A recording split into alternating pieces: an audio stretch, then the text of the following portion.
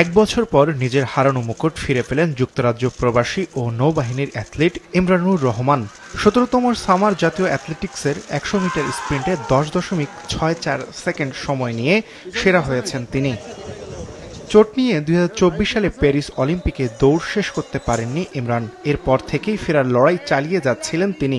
ইমরানুরের ক্যারিয়ারের সেরা টাইমিং ছিল ১০.১১ সেকেন্ড। এই ইভেন্টে দ্বিতীয় হয়েছেন সেনাবাহিনীর আব্দুল মোতালেব ও তৃতীয় নৌবাহিনীর Ismail Hossain.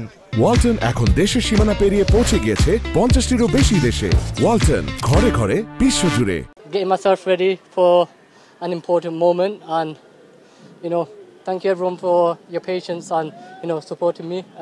This is my comeback race. All I wanted to do is finish the race healthy. I wasn't too concerned about the time. It was about the victory and just finishing healthy. মেয়েদের ১০০ metre স্প্রিন্টে দ্বিতীয়বার দেশের দ্রুততম মানবী হয়েছেন সুমাইয়া দেওয়ান। সবশেষ ২০২২ সালে জাতীয় অ্যাথলেটিক্সে সেরা হয়েছিলেন তিনি। আর ১৬ বার সেরা হওয়া নৌবাহিনীর শিরিন আক্তার পারেনি এবার। আমি কনফিডেন্স ছিলাম আমি এবার ইনশাল্লাহ ফার্স্ট হব, আর ইনশাল্লাহ হয়েছি। আমার পরিশ্রম এতদিনে সফল হয়েছে। আমি আরও সামনের দিকে এগিয়ে যেতে চাই। এই পরিশ্রমটাকে আরও কঠোর পরিশ্রম করে ভালো জায়গায় যেতে চাই।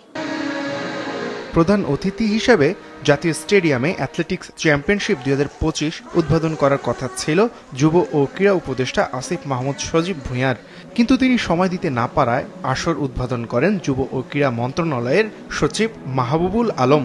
৩ দিন ব্যাপী সামার অ্যাথলেটিক্স শেষ হবে আগামী রবিবার।